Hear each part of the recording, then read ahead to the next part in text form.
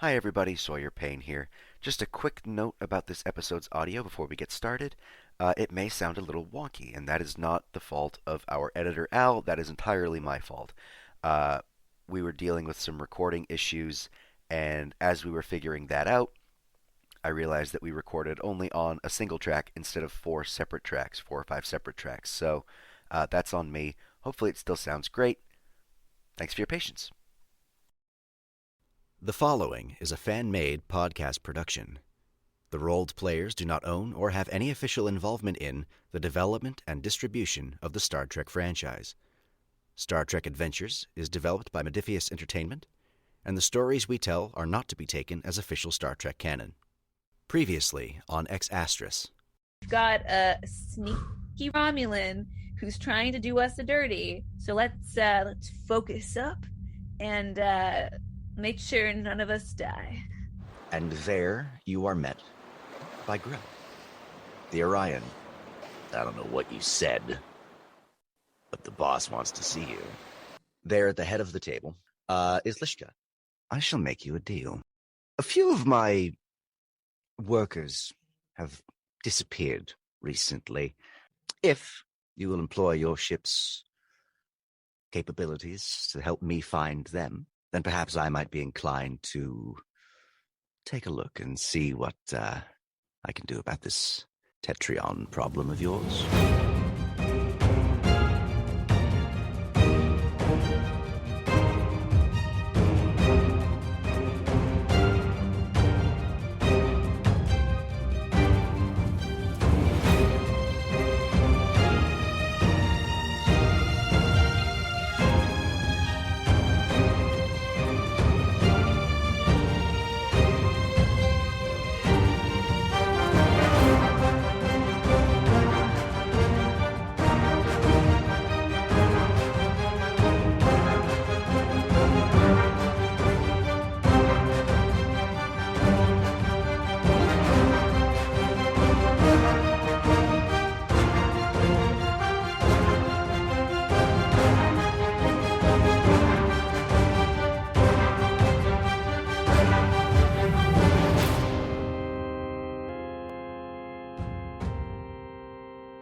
It's ASMR night here on the SS. SSS? Eupraxia.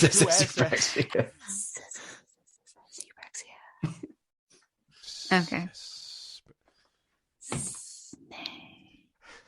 Okay, thank you. I had to say that. We can move on. I don't have to say it anymore. We rejoin the crew of the Eupraxia after a successful ASMR night. I thought you were doing the actual intro there. It sounded lovely. Wasn't I? Oh. What everyone can't see, because this is a podcast, is the charming but smug look on Sawyer's face just then as he took a sip of his drink. It's root beer. It's insidious. We return to the crew of the Eupraxia the next morning at 0600 hours. That's 6 o'clock a.m. for those of you who don't do military time. And we find ourselves in the armory, or one of the armories, the main armory of the Eupraxia, wherein we will join Maegor, who had called this meeting. Beside him and around him, we'll see Truga, the Aurelian head of security, or assistant head of security, excuse me, and Dersh Bimvak, the Tellarite quartermaster. They've taken up positions on either side of him. Maegor, as you survey your staff, most of whom fit in the armory here, but some of whom kind of peek in the door there, you see a multitude of different species, perhaps maybe more than you were expecting, as has been a comment since day one of this podcast. This is a very alien ship, and Seikosha, where you're joining in here, as you had mentioned. What sort of position do you take here? Are you mingling with the crowd? Are you standing beside Maegor and his staff, kind of in more of the I'm the first officer position? What are you thinking? So before you answer, I was sorry, Courtney. I was thinking of actually coming in, like making an entrance. Okay. I don't know if you want to come with me, Seikosha, or just meet me there. Whatever you want to. Your meeting. Yeah, what do you want? I don't. I mean, I'm here to observe. I just want to see how the new crew member runs their meetings. I think this is part of my job, so I'm doing it. okay. So I was looking for my crew to be assembled in the armory, 0600. And like I'm gonna come through the doors at 0600. Would you like me to follow behind you? Yeah, Meet sure. outside, like 2 minutes before. Sure. Yeah. Okay. So, all right. Meetings at 0600. Maegor, he gets up and he does his morning routine. He gets up at 4:30, hits the gym per se, doing his Klingon battle exercises and martial arts forms. Has a light breakfast and gets ready for the day and plans to make his entrance to the armory at 0600 on the dot. So, make my way from my quarters down to the armory. As you head through the corridors, the experience is much the same as it was yesterday. The overnight crew groggily making for their bunks, not really giving you a second glance. They've all been briefed by this point, but the morning crew, who may have been asleep for much of yesterday's action, they're giving you some kind of, oh wow, he's taller than I expected looks, or that beard looks real intimidating on him looks, and where does he keep his butt looks, etc. But they don't disturb you as you make your way to the barracks. As you make your way to the armory, where about 2 minutes before 0600 hours, it's 5:58, you meet Seikosha, who has made her way there. Good morning, Commander. Oh, yes. Good morning, Commander. Well, might I ask, what exactly...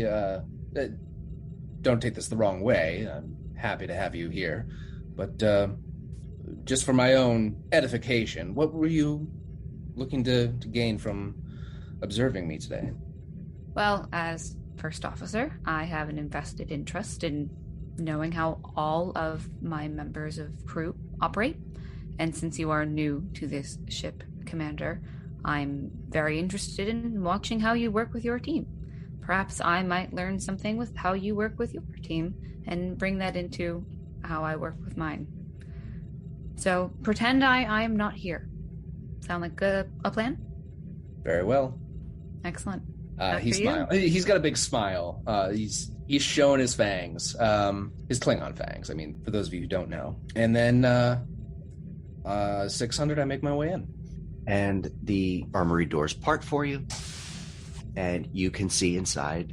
Your staff of about 35, 40 security members or security staff have assembled in sort of a semicircle, if you will. The door is open to you, and they've sort of gathered along the walls of this rounded armory.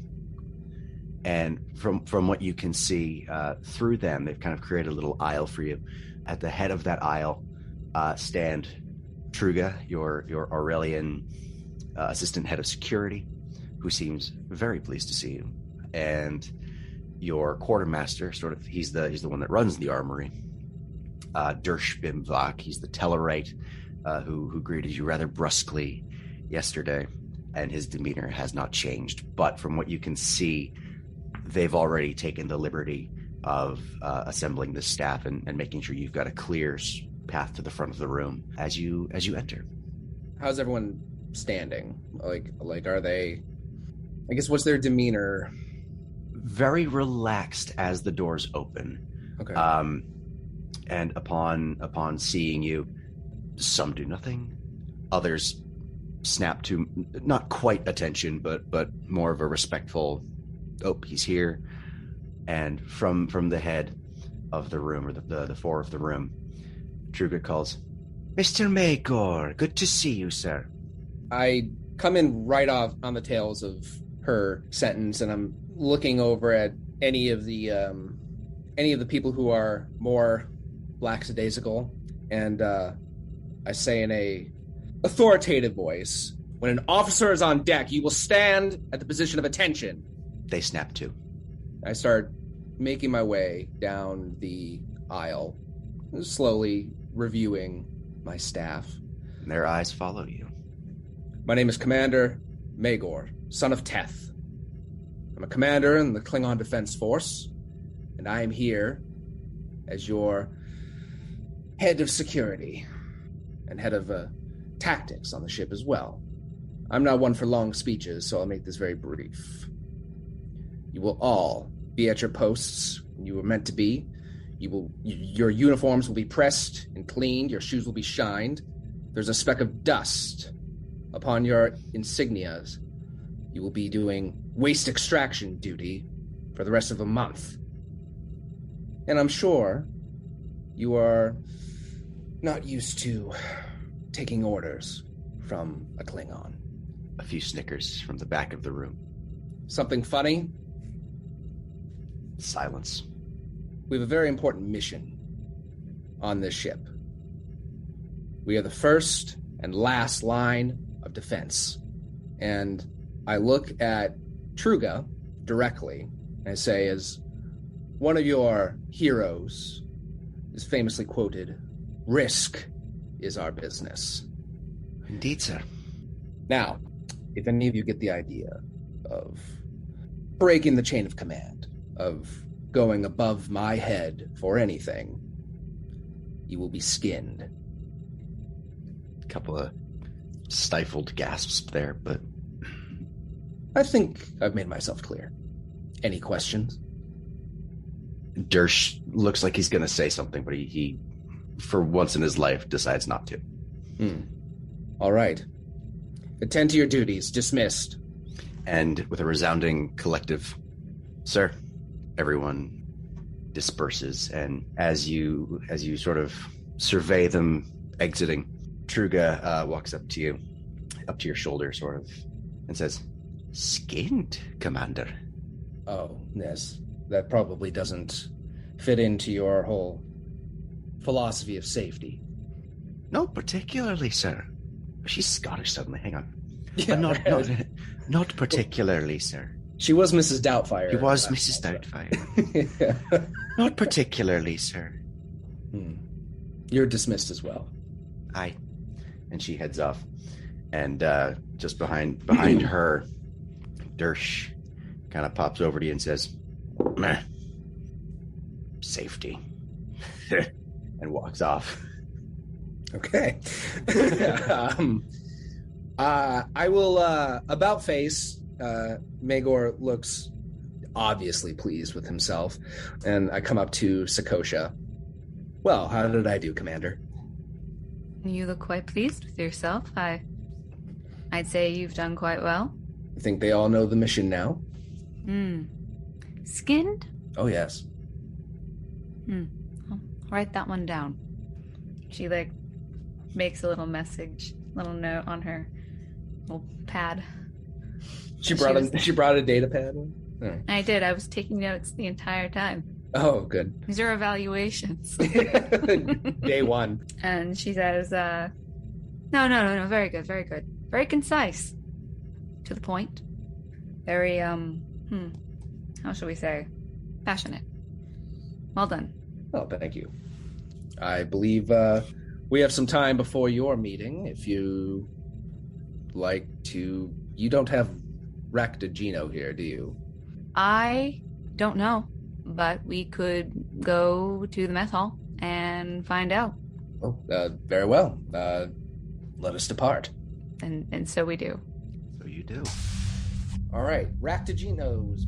We're going to go have some Ractaginos maybe in the mess hall before the meeting I've called in the docking bay at 0700. So I assume we have maybe 20, 30 minutes.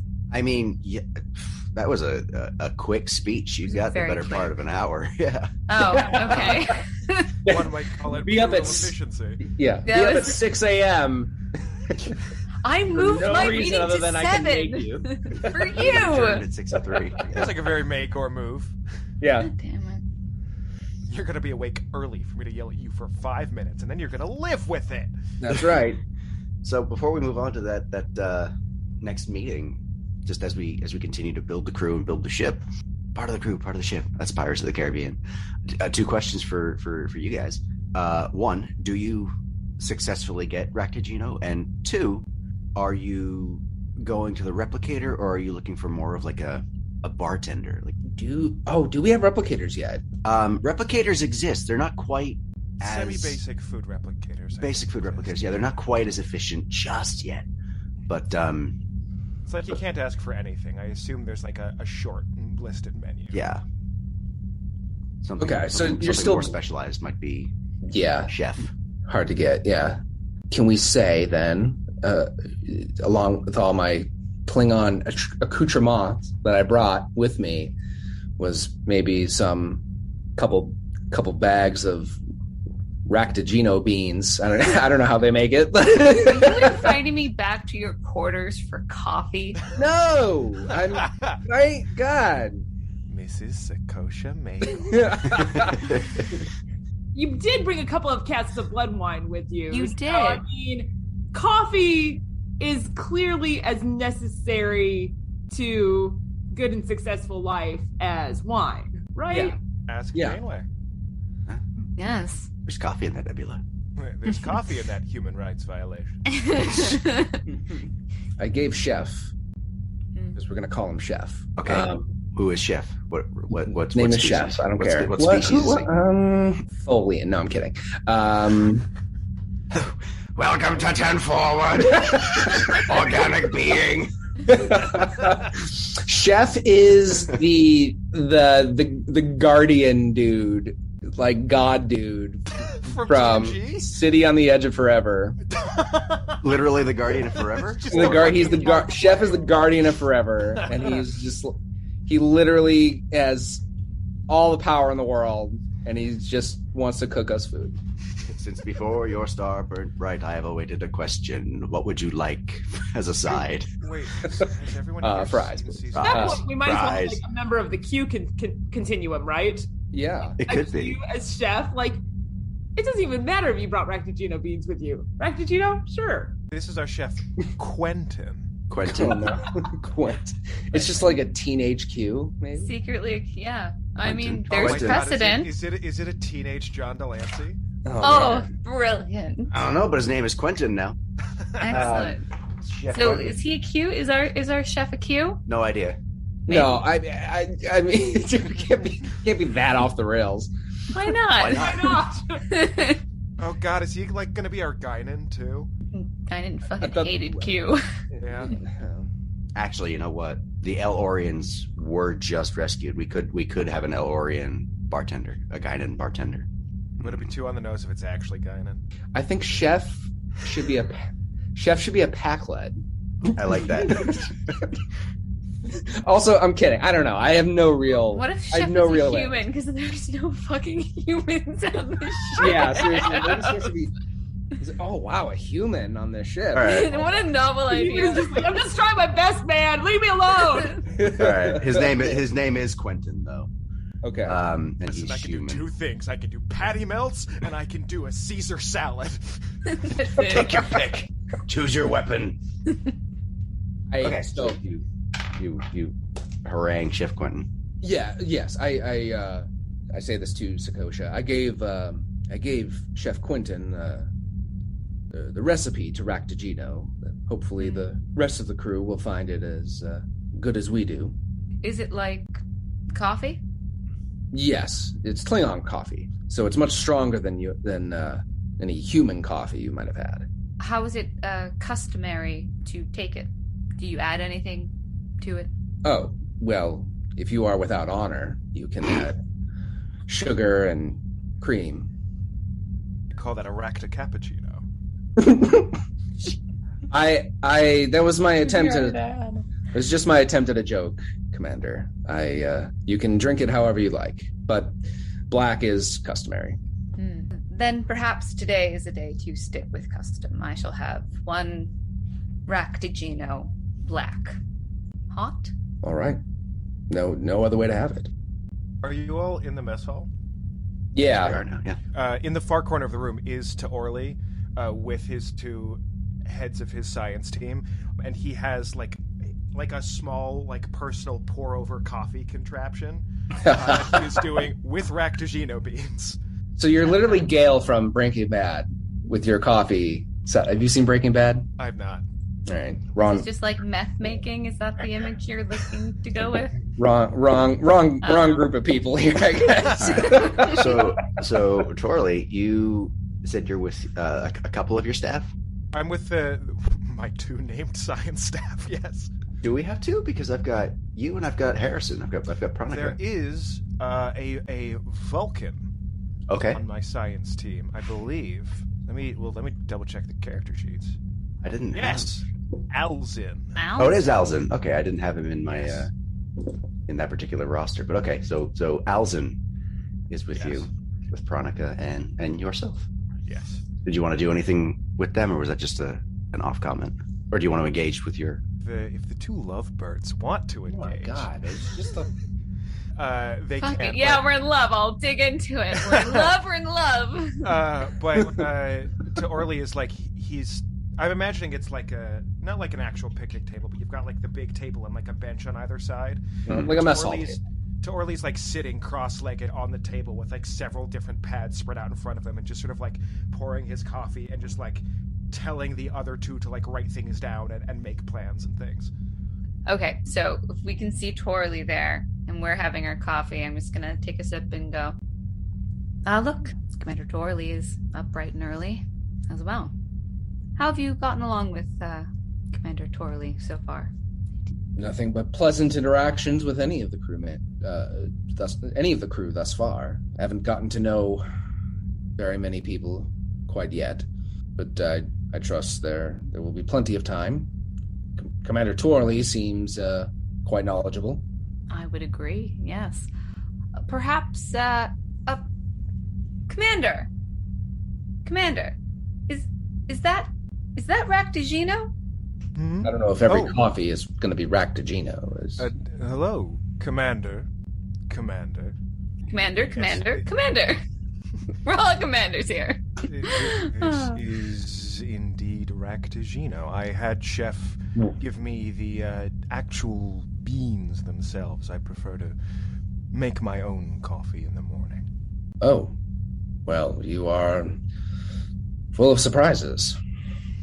It's something I've observed is that it's the little rituals in communities that seem to create a greater social cohesion, and I find that preparing a meal or just something as simple as coffee can speed up the process of getting to know people, which is why I'm making myself coffee and dictating to my underlings.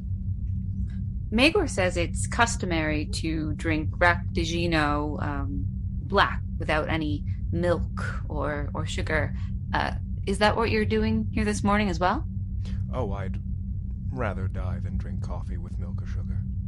It seems that you two have a lot in common. No? No one thinks that?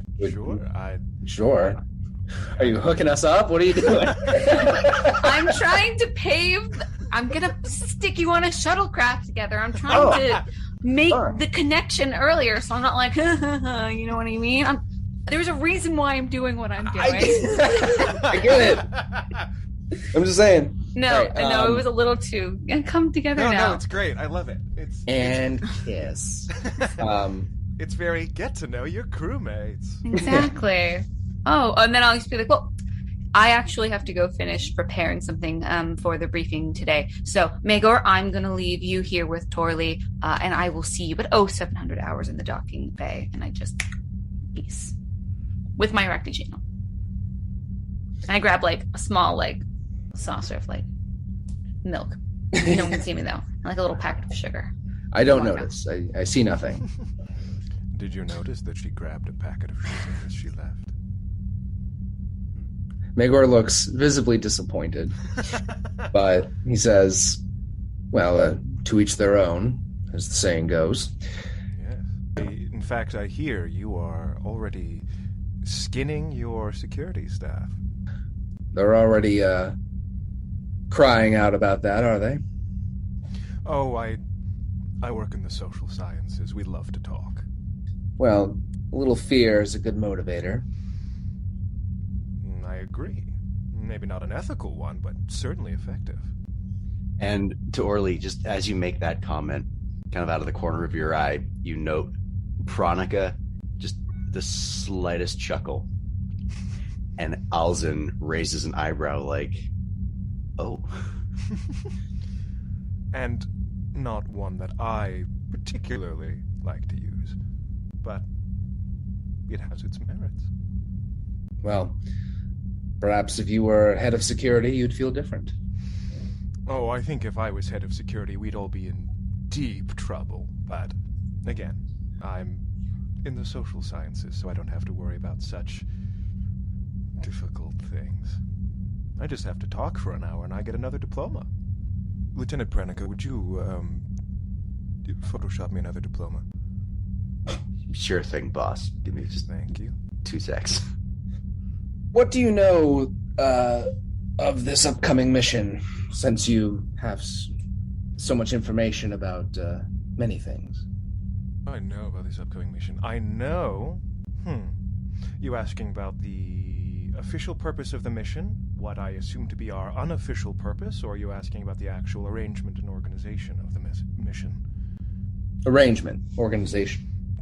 From what I'm aware, the illustrious Commander Tavel and our own Commander Yarin have assembled 4 shuttle teams, appointed you and I to the Monadnock? No. One of the shuttles. I'm not sure which. We are split up into 4 groups to more effectively search the ocean floor. It's an algorithm I developed, but I'm not the best mathematician, so I've had Alton here looking over my calculations all morning. Perhaps she should go. Commander's prerogative. Well, I suppose we will have a great deal of time to continue our discussions during the mission. I must get ready for Commander Yarin's briefing. Oh, yes. Enjoy your Raktajino. I will. It's nice to know that Klingon culture is taking the ship by storm, it seems. Well, the Federation paints itself as a melting pot, and I thought I'd do my part to stir it a little bit. Before you leave, I'm curious about the fermentation process of blood wine. Before we get to the meeting, what's Tavel's morning looked like? Tavel's morning is very private. She does not leave her quarters until it's time for the meeting. She's just had her own breakfast in her quarters, her own meditation time, and making a few tweaks to search patterns and algorithms that she thinks will be most effective for searching the planet, and a couple of other things that, she wants to have on their radar to be looking for. So it's just been very, very focused morning. And it is with that focus in mind that you make your way to the shuttle bay, where you sort of fall in with the senior staff. To Orly and Hackett and Eno and Maegor have met you there, and Seikosha, you are the last to arrive with Captain Spock. Spock wanted to be here to both see how you handle yourself and see the mission off. So I'll let you lead us into the scene. Morning, everyone. Thank you for getting here promptly. It is 0700 hours, and we should begin our mission briefing.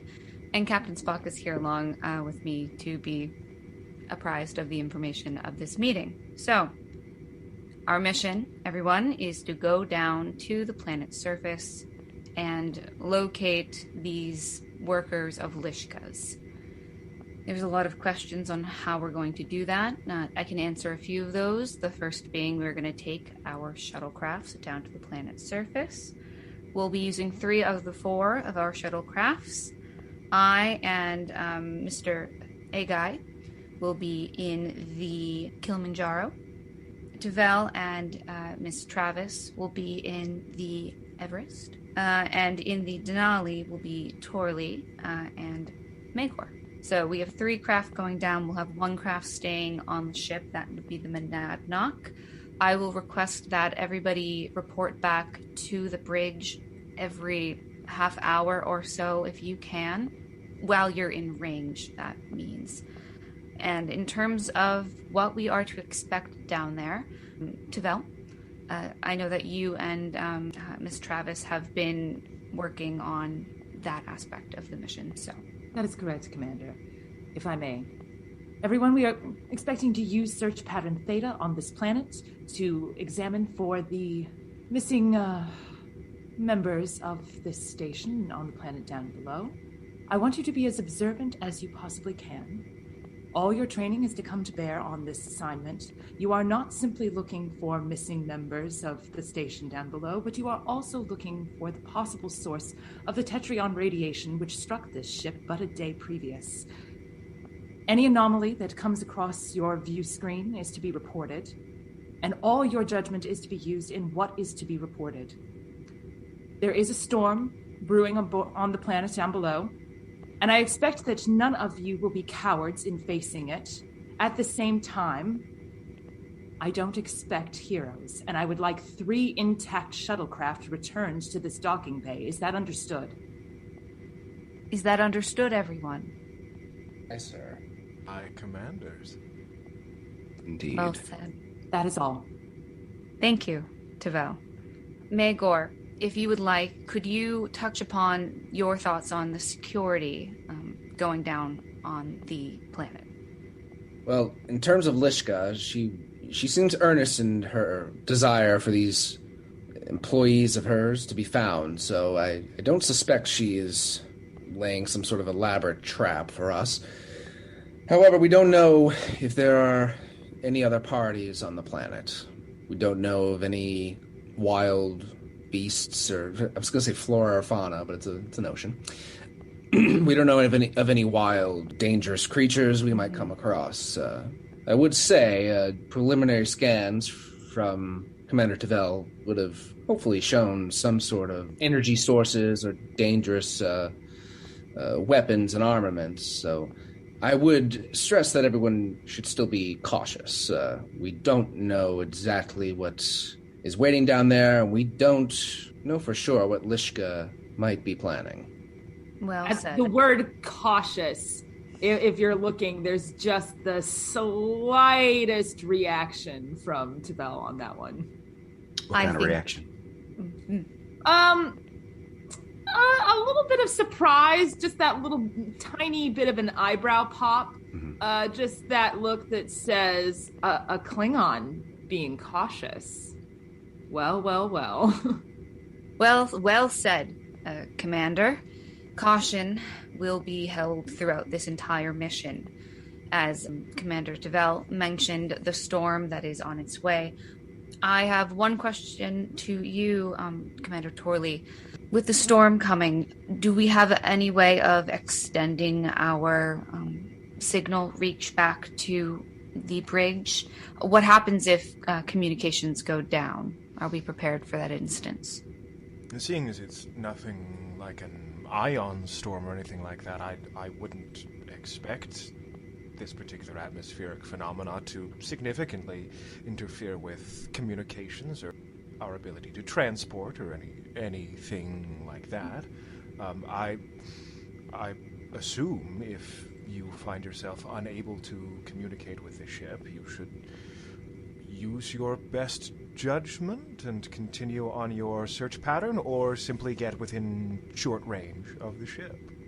As a precaution, each ship has been outfitted with pattern enhancers should an emergency transport become necessary. Thank you, Commander. And thank you, Commander. Well done. Does anyone have any questions before we depart? Yes, Maegor. I don't recall, but did Lishka say why these crew members of hers have gone missing? What were they doing? Does anyone recall? Spock pipes up. It was implied to me that these employees were seeking further deuterium deposits on the ocean floor. As I understand it, they were equipped with life support suits and submersibles. but sensor readings have been unable to locate either of these technologies.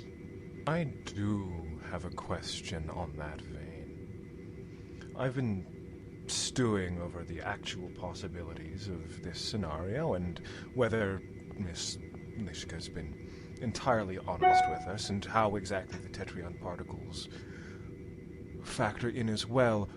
What do we do if it turns out that these employees have gone missing on purpose? What do we do if it turns out our mission then is significantly altered in parameters, if it turns out that this crew has significant information about operations, or we suddenly find ourselves in a moral position to align ourselves with their interests and against Lishka's?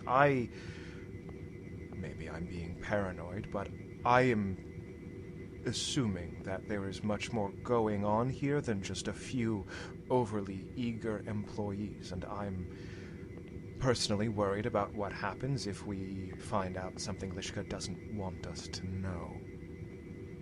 Curiosity is to be commended, Commander T'Orley, but assumption without evidence does not serve us. It's I admit, a loose hypothesis, but it was an attempt to come up with something to fit the facts of an unreliable narrator, let's say, and as of yet untraceable signal that could be natural phenomena, but could also be artificially altered, that drew our ship to this location.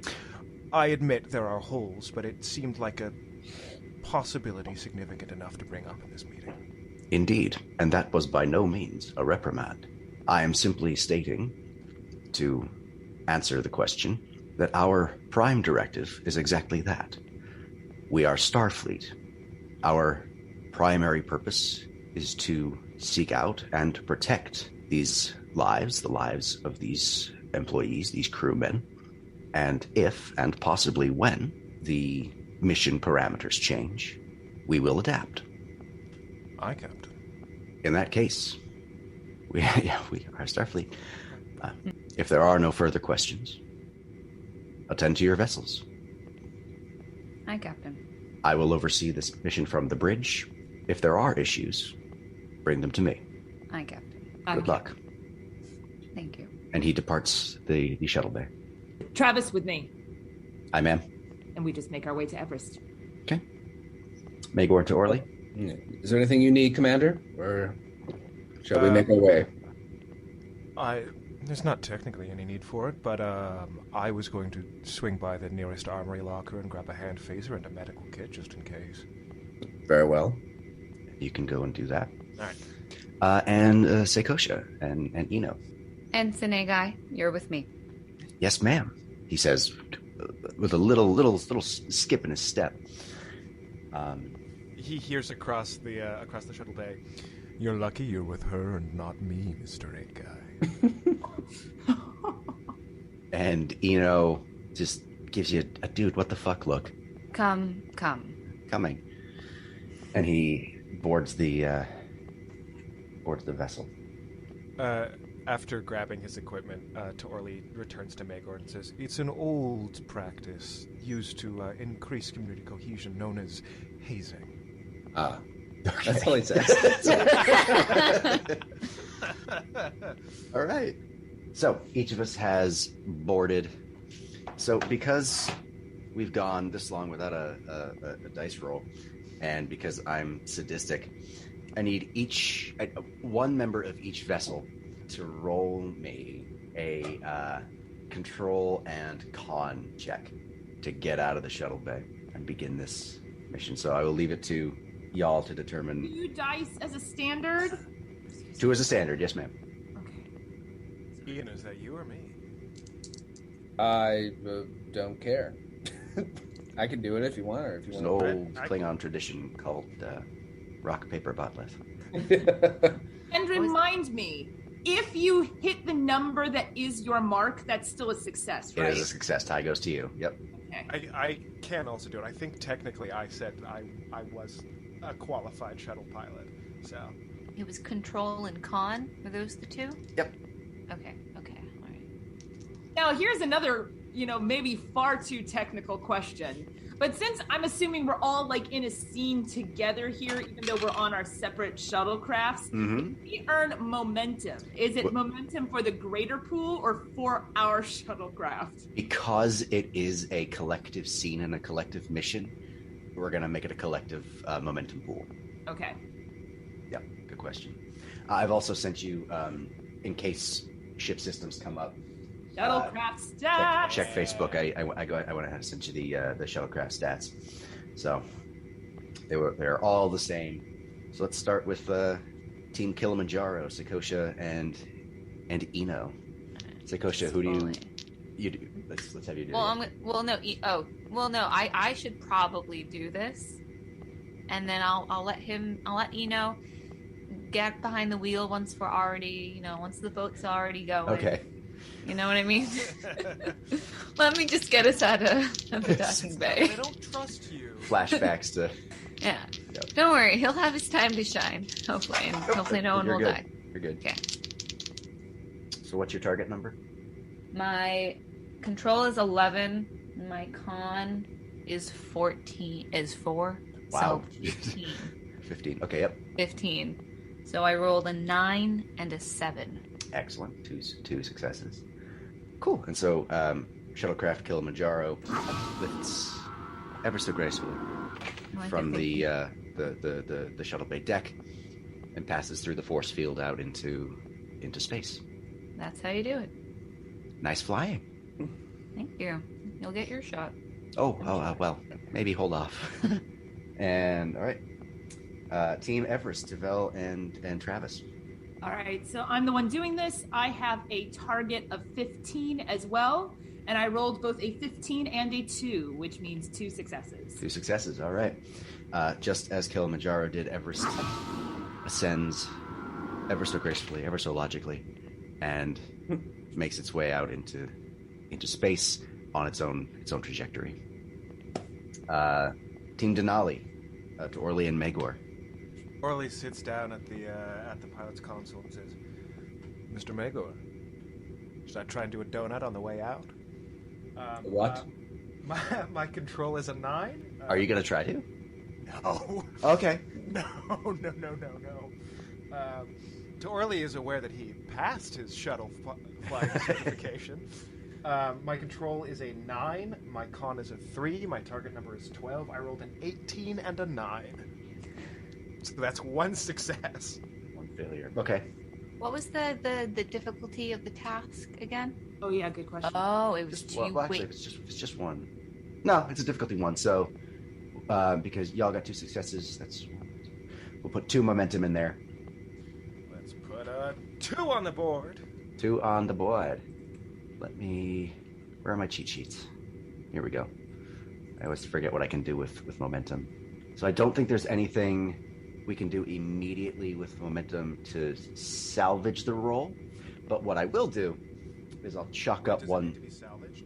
Oh shit! Did I fuck up? Oh no, I'm sorry. Difficulty 1. You're good. Sorry. Nope. My bad. Let me do a so donut, you- I say, blowing up the shuttle. So you, the Denali ascends ever so gracefully and departs, and we are I think there's a slight wobble. slight wobble, and It's like we one of those, are it's like in a car when you like hit the accelerator too fast. Yeah. Yes. Like, Yes. whoa. okay, and y'all are on your way. So as we are doing this, what you're gonna do, and based on the plan that has been sent to your respective pads and your respective computers, this will take about 3 hours to scan the entire planet. And so what we're going to do is it's going to be a reason plus science task for one person. The other person is going to use the shuttlecraft's the shuttlecraft's sensors plus science to assist. So it'll be a difficulty of 3. The reason plus science task is going to be 2 dice, and the assistance with the shuttlecraft is going to be 1. Keep in mind, we also have the 2 momentum there that you can use to purchase additional dice if you so desire. I'll also go through what you can do here. You can also, if you complete the task, you can use those momentum to create a new advantage, if you would like. Create an opportunity, although it will have to make narrative sense. Create a problem for an opponent. There are no opponents at the moment, but I don't know what y'all are like. Y'all are chaotic. No, us. And who, me? And Didn't we do a donut at warp speed? and momentum from a successful task allows you can obtain information if you would like. Sorry. I didn't catch that. I'm sorry.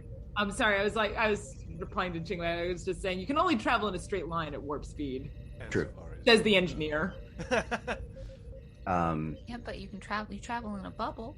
Bubbles aren't straight, right? Bubbles Oh, are she got you there. warped. They're warp bubbles. Yeah. I just,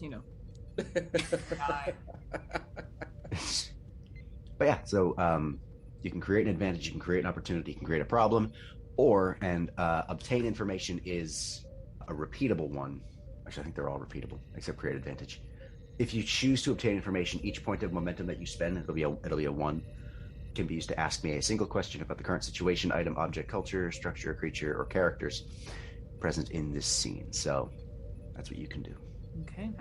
So, And we can be communicating with each other throughout this, so it's like we can figure out, all right, well, what information are we trying to find now, and like, are we successful in finding it, and that can lead us to new things. yep. Y'all are and other in tasks. Communications range.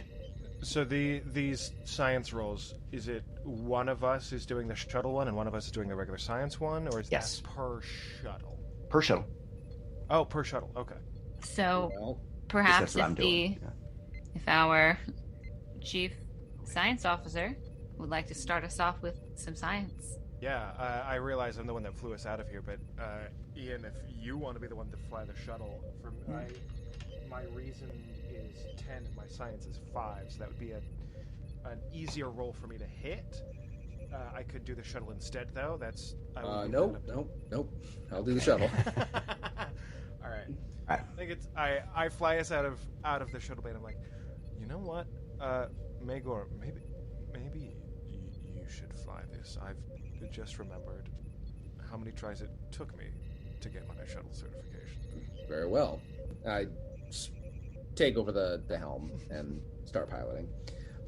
What do I roll then, Sawyer, again? So while Orly rolls 2d20 on a reason plus science task, you're going to be using the shuttle's page, the shuttle's sheet, to do a 1d20 roll, sensors plus science. Well, science is 0, so it's just it's a target of 5, right? Yeah, so it's just a target of 5. There's no science on this vessel. All right. It's just one. It's 1d. Yep. D, well, it's a 14. So. I was gonna say, is that rolling 2d20 to get 1 success, or are you just rolling 1d20? Huh? It's just 1d20. Okay. Yeah. Sorry. And I did not assist you. Okay. Well, that's okay because my target was 15, and I got 6 into 3. So 2 successes on a difficulty of 3. Good to know.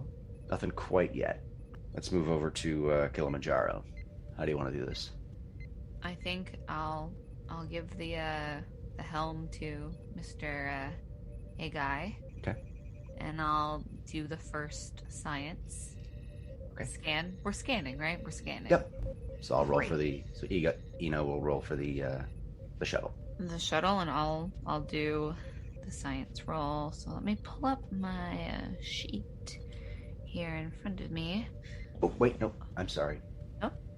Continue. I misread something. So because these shuttlecraft creates an advantage since the sensor sweeps can be coordinated, difficulty is reduced by 1. So that those two successes do go toward 2 successes, difficulty 2. So disregard what I said earlier. That was my mistake. Cool. No issue there. So it's difficulty 2 roll. Stronger when we work as a team. It's true. It's science and reason. Yes. My reason is 9, and my science is 2. My target number is 11. 11. And it's 2d20. Yep. A 14 and a 9. Okay, and I got a 12, so we didn't quite make it. Uh-oh. Oh, we can't use momentum, though, to do that. So, No, you can't. okay. So that's what happens. That's okay. It's there's no issue. There's no effect. It's just you didn't find anything That's okay. just yet. We'll get them next time. And Tavel and Travis. All right. So my reason plus science is a total of 12. Mhm. And I have a 9 and an 11. And I got a 12, so that's 3 successes on a difficulty of 2. Chalk up 1 more momentum. We now have a momentum pool of 3. Tavel, do you want to use any of that momentum for anything? Not at the moment. Not the moment. All right. Pool remains the same. We're not changing scenes like anytime soon. We're still going to be on the shuttle for a bit. Correct. Okay. Okay, so with that first round completed, we'll call that the first hour. It's check-in time. It's check-in time with the ship. It's check-in time with each other. How do you guys want to check in? Well, have we learned anything from those rolls? Like, We have not learned much, no.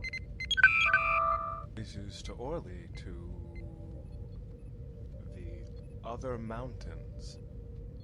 So far, I've got a lot Maegor of... just looks over, just kind of just narrows his eyes and then turns back to the con. What do you want, Maegor? Putting people into groups from the inside, not the outside, is a great way to increase group cohesion. Listen, I've written papers on this. Don't squint at me. Calling out to the other mountains, we are in range. Yes. No, Oh. range. See, I say that in game. Someone understands what I'm trying to do, Maegor. Has anyone gotten anything so far? I've gotten a lot of ocean. Yep, a lot of ocean over here. very preliminary and inconclusive results. However, each of you notices the storm is getting worse. Much, much bigger. So let's go try this again. Back to Maegor and... Is it just a regular atmospheric storm, or is there something about it that might actually end up fucking with our sensors? Oh, good question. Go ahead and roll me, what shall I have you roll? That's a... Are you operating on sort of a hunch here? Yeah. All right. Orly's a big hunch guy. Let's call this science plus insight. Hey, that's even better, because insight is my highest. That's, my insight is 11, my science is 5. That's a target of 16. Okay.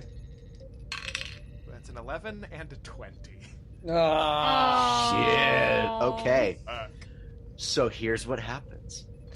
As you kind of narrow your sensor range, as you focus that sensor beam on the storm, do you want the good news or the bad news first? Let's start with the good news. Yeah. The good news is there's definitely traces of Tetrion in there. I knew it.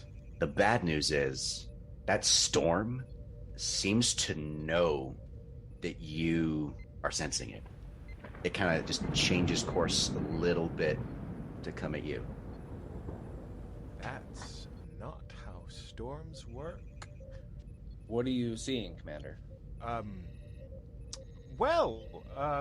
My hunches may be actually confirmed. That storm is full of Tetrion particles. Unfortunately, it also seems to be full of malice. It's, altered course and is heading for us. The storm is. Go ahead and give me a, we're gonna go with daring and con. One of you. I'll do it. Yeah, Yeah, much you've better got the in your helm, hands than Maegor. mine. 15. All right, so two d20s. Daring and con. Yep, I'm gonna make it 2d20s, difficulty 2. 19 and a 19. Okay. That storm full on hits you. And while there isn't a whole lot of damage to the ship, as before, some lights flicker and your communications go out. Aboard the Kilimanjaro and the Everest, you can sort of hear that, but you might want to confirm. Yeah, I see that they're getting caught up in this storm, and I will try to hail them. Commander to Orly, please report. Commander to Orly. I assume we don't hear that. You do not, but if you want to roll a engineering and control, we can try to get that back up online. Call it difficulty 2. Ian, do you want to do that, or should I do that? My control is 9 and my engineering is 2. My control is 8 and my engineering is 1.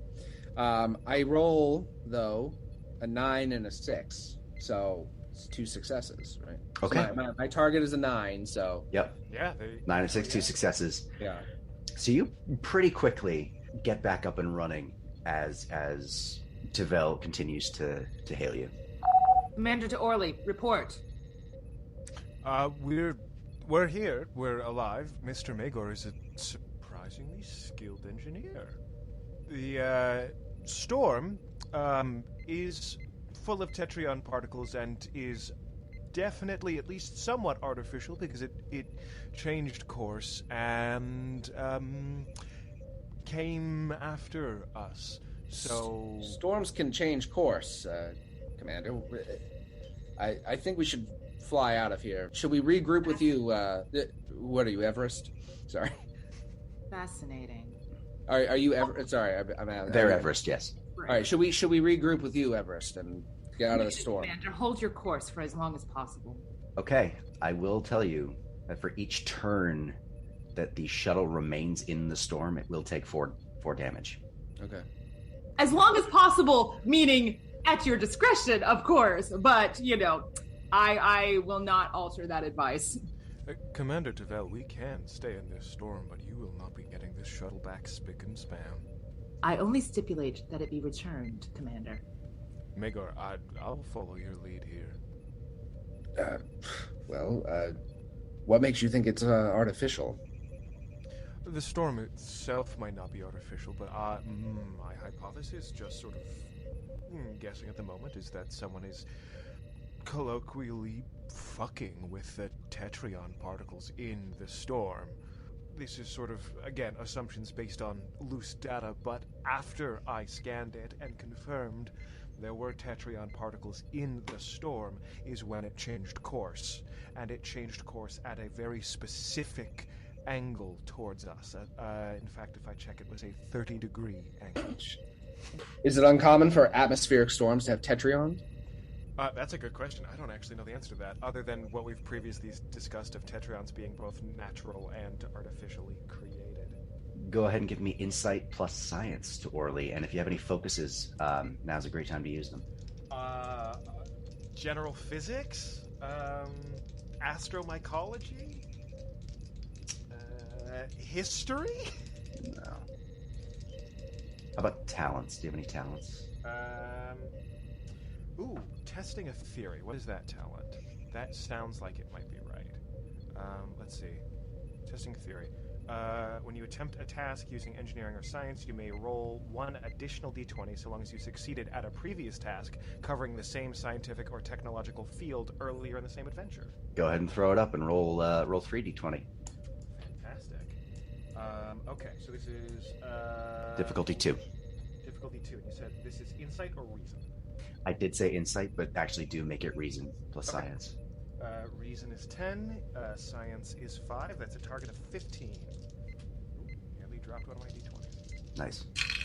That is a 16, a 3, and a 6. So I think that's 2 successes? 2 successes on difficulty 2, so no momentum for that one, but you are able to test that theory, so to speak, by accessing your 60 years of experience. And you know that although it was established, although tetrion particles are naturally occurring in the universe, very rarely will they be part of an atmospheric storm, and generally only where other technology is involved. I relay that information to Maegor and everyone else. So there must be a source of this storm. Then, where are we still like on the outskirts of this? All right, how big is the storm? And on our readings, and I assume we're still like on the outskirts of it. Yeah, you haven't journeyed far into it, but Are we underwater right now, or are we still you in are the not. atmosphere? You're still in the atmosphere. You know, if we wanted to try and find the source of the storm, could we not try and triangulate the source by scanning at the same time from 3 separate positions and then triangles? You can go ahead and try. Yeah. There's more math to it than that, but You can try and see if there's a big concentration of energy source. And that could help us find where it might be coming from. Sure. Concentration of energy, significant mass of particles, something like that. Yes. So. A glowing red weak spot on the back of the boss. Okay, then let's try and. Let's call that science and. Yeah, it's called science and reason. All right. 2d20? 2d20. Yep. Not a difficult roll, so we'll make it difficulty 1, but 2d20. Yeah. Okay. So all of us rolling this? Or? 1 per shuttle. All right. Mr. Maegor, you are surprisingly a talented engineer. Would you like to try your hand at science as well? I just got lucky. Go ahead and use the shuttle sensors as well, since you're doing that. So one person to roll reason plus science, another to roll the shuttle's science or sensors. And that's still just one That's d20. 1. Yep. Ooh. So my target number was a 15, and I got a 14 and a 6. Okay. Cool. Chalk up 1 more momentum. My target number is a 12, and I rolled a 15 and an 18. Yeah. And Alzen's gonna roll. So okay, that's 2 failures. Okay, so you got nothing. My target number was an 11, and I rolled an 11 and an 18. Okay. So. And then I don't know if. Subject all of you to a lecture when we get back to the ship. And I don't know because Eno's at Eno the. failed as well. Okay, yeah. As the We're shuttle. we're just doing our best. Yeah. Granted, the shuttles are not particularly well equipped, but Orly, what you are able to determine with your role, or rather, Denali, it was a team effort. What Denali is able to determine is that there isn't a particular source. It does seem that as the storm moves, it is kind of charging the atmosphere as it goes. It's not like it has a central energy source. So it's building up particles like you build up static electricity. Yes, and if you want to give me, just because I want to see, go ahead and give me reason and medicine. Ooh, okay. Reason is 10, medicine is 3. This is a difficulty 2. Actually, difficulty 3. 2. Difficulty 3. So if you want to purchase another... How much momentum do we have? 4, let's say 4. Okay. Anyone mind if I purchase a die for this? Go for it. Okay. That was a target of 13. I got an 8, a 9, and an 18. Okay. I don't know that it says how much Or momentum, so I'm gonna say that costs 1 momentum to do that. I'm not gonna go down to 3. So you're not particularly skilled, not amazing at medicine, but you have a basic understanding of biology, and what you're able to sort of gather is that this storm isn't behaving. I mean, it is physically made up of atmosphere and water and storm. It is physically a storm, but it's behaving kind of like a white blood cell. Ooh. It's targeting that which does not belong. This storm is alive. And on that, let's do another round of trying to find these crew members. Kilimanjaro, let's start with you. That would be myself Mhm. and Ensign Inkai. Who has failed? Okay. All right. That's Can I okay. hear him failing over the ship's comms? Is I there don't- a palpable sound to his failure? Yeah, I don't know that he's necessarily rolling a die, but you can just kind of hear him go, come on. I'm going to read the mission reports after this and give him the worst time. These sensors aren't exactly the best. Being So only she's like- 5. He's doing his best, She's like, hey, can you run that scan? And he does, and it doesn't work. It's like, okay, buddy, it's okay. Get him next This time. is why I'm a pilot. Well, not a let me scientist. Well, neither am I, but let me see if I can scan and see what's going on down there. So I'm gonna... A 19 and a 5 with a target number of 11. I do love how we're breaking the Star Trek mold of very few of our characters are just really good at science. Yeah. It was a 2 or 1? It was a 2. Oh, Yeah. bloody hell. Okay. So nothing as yet. Let's go over to Everest. All right. Target number 12. No. 9. And a natural 20. All right, I'll come back to you. First away mission. Oh. And Denali. There is a cacophony of beeps. Orly has rolled up his sleeves. My target number was 15. I got an 11 and a 10. Okay. I hope you all are enjoying this. This is the best I will ever roll. This is everything that is within Torley's wheelhouse. And the only thing that would be better is if it was insight instead of reason. As soon as we are out of this particular scenario, I'm going to be worthless. Okay, so you haven't found anything exact. You don't know just where they are, but you got a direction. You got a heading. You know kind of the general vicinity of where they are. What are we picking up exactly? So there are 6 humanoid life forms.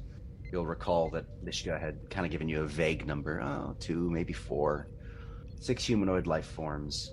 There's no sign of the submersible or any other electronics that they'd had, but you are able to pick up some electromagnetic interference in that region coming from some crystalline structures there. So that's kind of what's blocking a precise coordinates of where they are, but you are able to pick up kind of there's something there that isn't like the rest of everything else.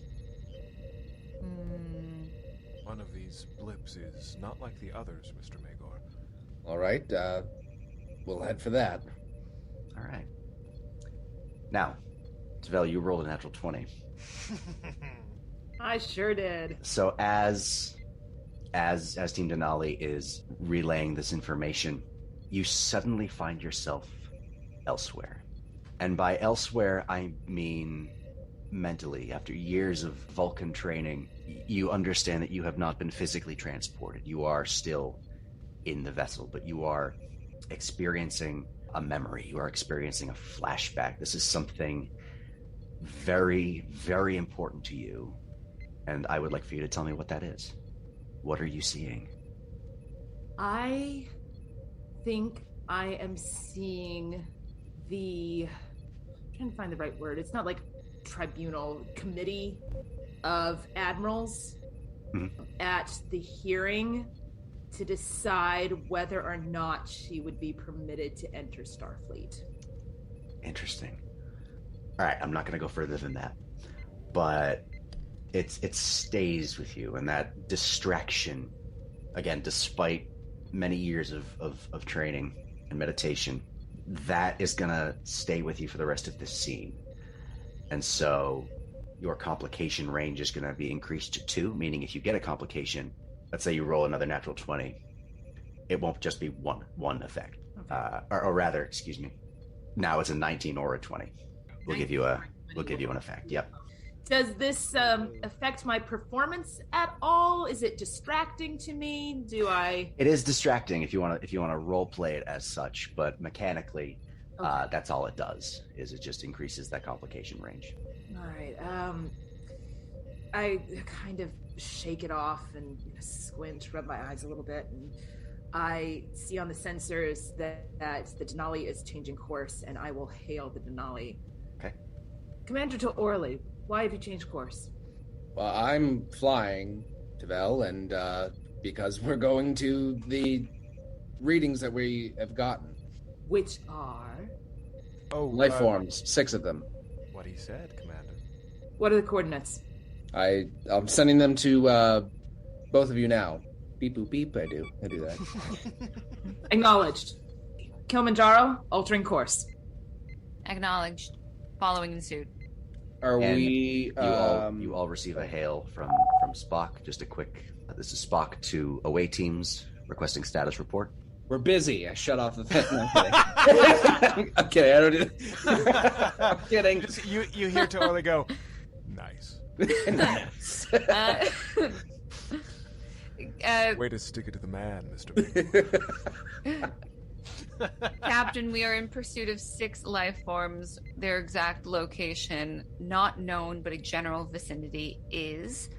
We've also determined that there are tetryon particles being emitted from the storm that is ever growing. And one concerning note about that is that it seems to be shifting and changing along with our scans. Captain, I have very little evidence to support this, but I think it's alive, and it doesn't like us. One theory is that. It's my own theory. Thank you, Commander. I will expect a paper on it once the mission is over. Already editing in my head. And you hear, fascinating. We will investigate further. Spock out. Let's go ahead and do the third and final round of scans. Let's start with Kilimanjaro again. All right, I'm gonna roll the same d20 twice rather than the 2 different d20s. Okay. Rolling. I think that was the reason they were not working well. Of course. Yeah, It's only logical. of course. Only logical. The first one was a 2. Ooh, and the second was a 6, and the target number was 11. So that's 2 successes. Clearly, Excellent. a very logical choice. Yeah, apparently, Yes. fuck us. I mean, that was right. I had to use my dice, not my husband's dice. Trust your instincts. Okay, success. Moving on to Everest. Everest, go ahead and give me that roll, because I finally succeeded with the sensors. Oh, as Eno? As That makes it a difficulty 1, right? Good job. for you, yes. Me, okay. Still roll the 2, because it is difficulty 2. But I was just contemplating after my horrific roll of last time whether or not I should buy an additional die with the momentum. We still have 3 momentum left. 3 momentum. Yep. Do it. Yeah, Go for it. Go for it. I don't want to miss this one, so we're gonna purchase 1 more die and roll 3. You're gonna roll 3. All right. 12. A 10, a 9, and a 2! Yeah. That's Awesome. wonderful. So 10, 9, 2. That's 3 successes. Travis got a success as well, so that's a total of 4 successes on a difficulty of 2. So chuck us up 2 more momentum, and we're back up to 4 in the momentum pool. Yeah. Very nicely done. And Denali. Yeah, everyone ready for me to fuck it up this time? Alright. You're not getting any help from the sensors, I can tell you that. Okay. That's a 10, so that's 1 success. And that's a 3, that's 2 successes. Yay. Excellent. Very, very good. It sounds like a fucking symphony of beeps.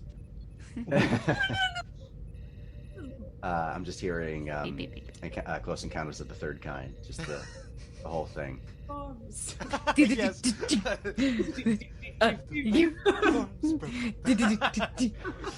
So between us two, among the 3 of you, with all of these just resounding successes, you are able to triangulate 6 humanoid life forms at the bottom of a 30,000 meter deep trench.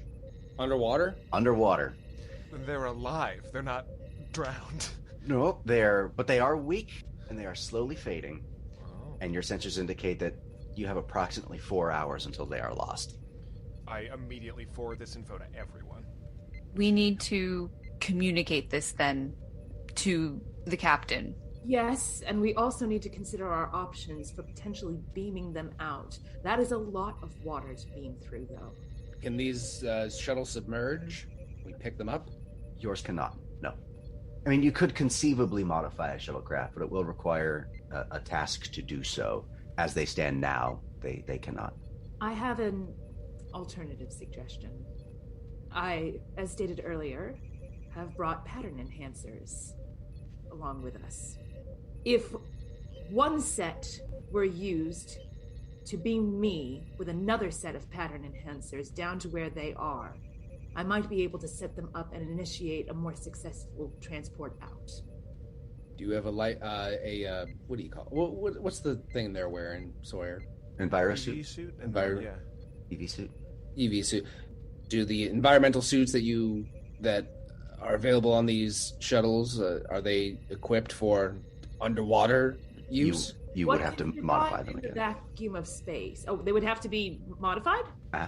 Just because of the pressure. Yeah, there's a difference between being capable of surviving one atmosphere and pressure. 0 atmospheres and several atmospheres. Okay, yeah. I'm also hesitant to have you go alone down to 6 people who, yes, their life signs appear to be like fading, but we don't know what is going on down there. Would you suggest putting other crew members at risk? I'll go. Me? I mean, I have an emergency medical kit with me, and I am actually trained in field medicine, believe it or not. I'm sure we would all like to go, but can we? How long would it take to modify these suits? Probably a little longer. Well, I mean, modifying a suit versus modifying a shuttle. I mean, True. those are the 2 options at the moment. And to modify a shuttle, I mean, they only have 4 hours. they only have 4 hours. How deep below the ocean's surface could we fly these shuttles before we were in significant danger of pressure To give you damage? an idea, this depth of 30,000 meters is more than twice the depth of Earth's deepest ocean. Could we start flying down there while we're making modifications to cut the time down? If we get close enough before the shuttles are in danger, would that make it easier to beam down there? Somewhat, but I'm not sure that it would be significant enough. Would someone Well- hail the captain and see if we can get him to get Lishka to let us borrow a submarine? I was just going to say, though, we don't have any readings of the craft they were in, and this storm, should it continue to follow us, would reasonably affect that vessel as well. I was going to suggest, should we reach out to Lishka? She clearly has environmental suits that are meant for underwater use. Could we Exactly. borrow some of those and beam ourselves down that way? Or if we can beam ourselves, if we can beam ourselves down, we should be able to beam them up. Is there a way to boost that? Pattern and That was my initial plan, Mr. Yeah, I'm just thinking out loud. Can we... Miss Vulcan. It seems to me like Denali is the shuttle with the most ideas here. I would like I to was say that. including you in that, Mr. Maegor. Commander Tavel, would it be worth just trying to beam them out using one of the pattern enhancers at this moment, or would it not be useful unless it was there physically to enhance their pattern? The latter, Mr. Torley. Right. Fuck.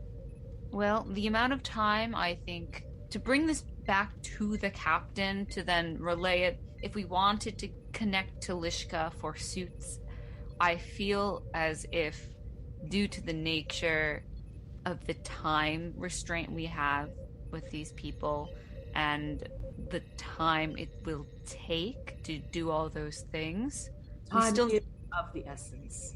Exactly. We still need to modify at least one suit, though, for your plan to work to Vel, correct? Perhaps it would not be an unreasonable precaution, though it is not certain at this time that it is necessary, as presumably these 6 are in an environment of some sort. They're either in suits or in some sort of structure. That pressure should kill them. I would also put the option on the table. I don't necessarily know if everyone else on this channel would agree with it, but this is an illegal Romulan mining operation. Fuck regulations and direct communication with Lishka. Let's just steal one of her submarines. I'll There be are people honest. in danger. She has resources, and you know that she'll try and weasel something out of the deal if we go directly to her. And as you said, we're running out of time. Damn the consequences. Let's get a submarine and save them now. Can we even submerge a submarine to that depth in the amount of time that we have? We can at least try and get close. We know it would be safer than using one of our shuttles. Do we know the stats on... Are those, like, evil millionaire submarines that, like... James Bond, Spectre Why do these all submarine? say Amazon on the side? Like, Very long. what knowledge of these submarines do we have? Are we able to make that assessment? I'll be honest, I wasn't considering stealing a submarine and submerging to the bottom. That's one of Orly's actual, like, key values is fuck equipment. We save people. Well, that's the thing. It's like, why? Equipment is equipment. I don't want to put, Tavel at risk of their life when we could steal a submarine and go save those people. Yeah. And then, you get your submarine back. Also, here's your people. Well, Commander to Orly, why don't you take point on obtaining us a submarine while I begin modifying an EV suit? And I will relay this to the captain. Maybe not. Maybe we don't tell him. Maybe we don't tell him about the whole stealing the submarine. That's your prerogative. Oh gosh. Commander. Oh yes. Well, Denali will be flying back to Lishka's lair. I don't know what the fuck he would call it. I like submarines, layers. It's kind of a lair. She's basically she's a Bond villain, I guess. Bar and grill. We will be flying back to Lishka's location. Is that where the submarine is? Yes, Commander Yarin. If you inform Captain Spock, and Captain Spock informs her, and agrees to let us have a submarine by the time we get there, all the better. If not, no. But if we're there, if you get there, and she already says no, and then we steal the submarine. Oh no! It looks like our comms are breaking up. Don't you agree, Mr. Maegor? Yes, we'll talk to you when we get further back in. When we get back closer to range. Falls on Over me and out. because I'm the first officer. Yes. Did just so I know from a game mastering perspective, did y'all just cut comms? Denali did. And we are flying back to Lishka's lair. Yeah. Okay. And we're gonna walk. We are going to casually stroll out of there with a submarine, or we're gonna steal one. Okay. Maegor sees to Orly, like, field strip and then put back together his phaser and just, like, tuck it into his pants, just in case, Commander. You might need that. Yes. I have. At some point, in another role play, I'm gonna have to talk to the captain. I'm gonna have to talk to the captain. But you do your thing. Absolutely. I'm just saying that to Sawyer, the game master, that I've made the decision that I need to talk to the captain now. But let them do their thing. But I'm absolutely loving this. This is So fantastic. shit. Okay. So while Denali makes its way to, sets a course and makes its way to the refinery, Storm in tow. Oh shit. Well, the storm is only following us. them, not like us collectively. It's following them. great, they'll bring the storm to Lishka. Maegor, this is going to be fun. Why is it just following us? If My hypothesis is because I'm the one that scanned it, and maybe I hit some sort of autonomic reaction when I discovered the tetryon particles. I would have to scan it again. But the others know of the tetryon particles as well. Yes, but I told them they didn't scan them. So what? They still know. It could be a reaction to the actual scan The actual from scan. the shuttle. Oh. I don't think it's conscious on the level we are. I think it's the level of what are those quadrupeds on your targs? Like you hit an animal, it chases after you. There's no upper level reasoning. I think it's just chasing us because we poked it in the eye. All right. Well, leading the storm back to Lishka does complicate things.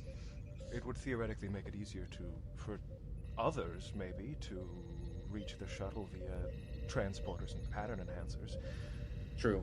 I will say, Mr. Maegor, I'm tickled you're so willing to go along with this plan of mine. Well, I want to accomplish the mission. Indeed, Commander. Chain of command, who? Everest Kilimanjaro, what's going on between you guys? Well, Commander Yarin, I suppose you shall address that as you see fit.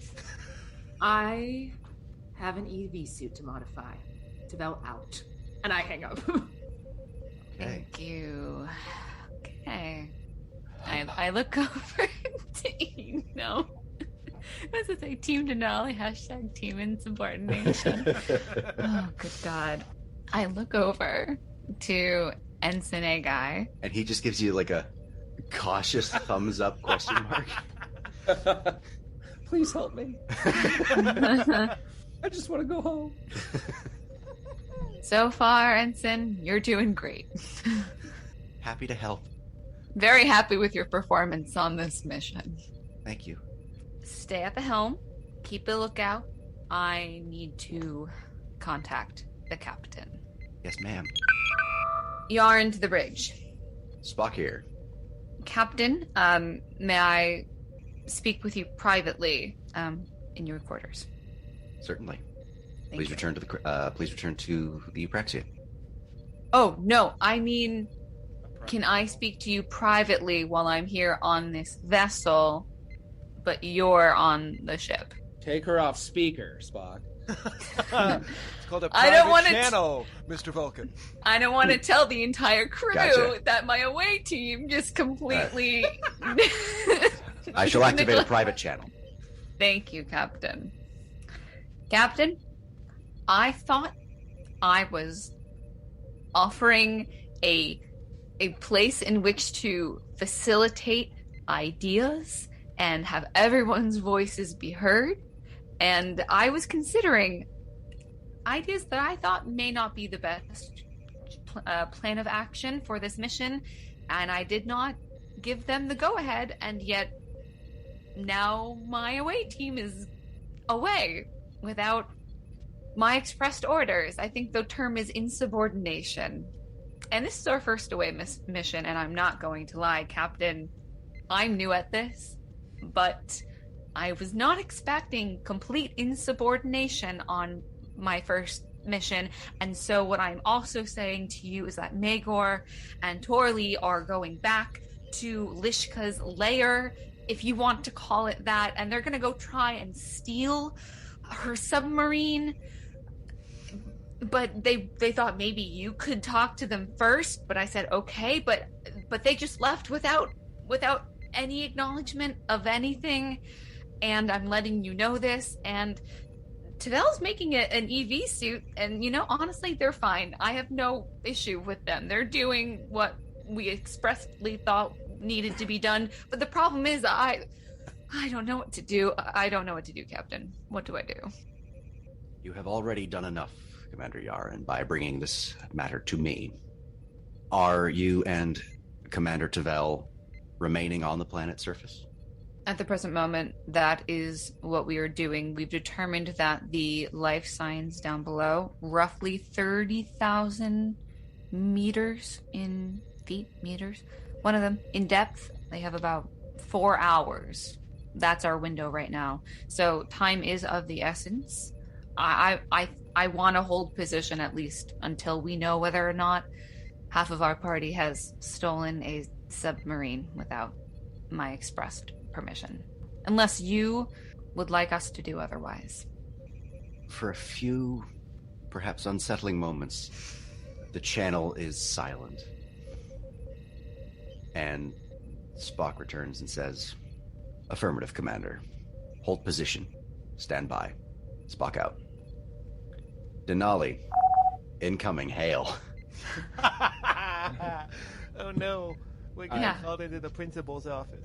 Didn't know we had a narc on the on the crew. Okay. You know what, Ian? No, A few episodes ago, I was making some questionable choices, but I didn't straight up insubordinate anybody. Hey, There are lives on the line. We're supposed to be a team. I know. We're exploring options. I What was was that? exploring those options with you. I was pretty close to being like, yeah, well, maybe we do need to, but you just did it anyways. They are boldly going. That's fair. Clearly. Don't get me wrong. This is wonderful. But I've already been in deep shit with the captain. I'm not looking to do that again. You're not in shit with the captain. We are. Well, yeah, you are now because I had to go narc to the captain. Yeah, have fun with your incoming hail. All right, I answer the. This is Denali. Spock here. Commander Maegor, Lieutenant Commander Torley, I would like to hear your side of this story. Exactly what is it you are planning? And why is it that Commander Yarin feels you have disobeyed direct orders. Sure. Hello, Captain. It's good to hear your voice, especially in such trying times as these. We have approximately 4 hours before 6 innocent people are crushed under the weight of 30,000 meters of water. Meanwhile, there is a Romulan sitting on who knows how much material, including several capable submarines, as she's previously pointed out, who has seemed far less than willing to deal with the Federation on any sort of legitimate terms, and uses every single conversation as means to her particular ends.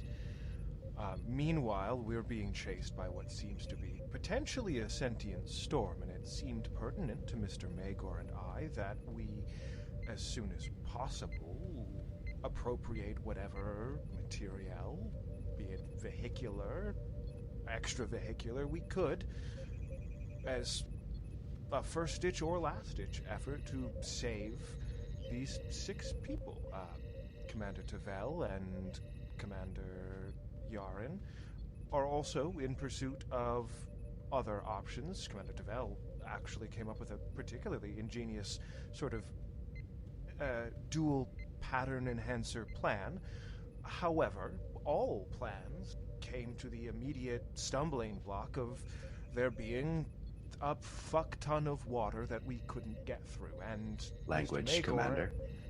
Sorry, Captain. A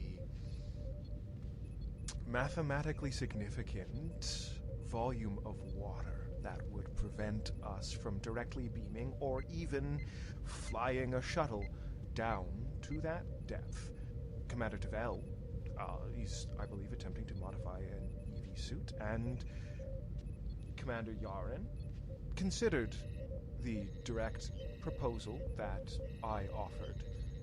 It was the opinion of myself and Mr. Maegor that time was of the essence, Commander, and that... Sorry, I apologize, Captain. And that lives were on the line, and the person who has the direct tools to save those lives is not currently using those tools, and it is our job to appropriate those tools to save those lives.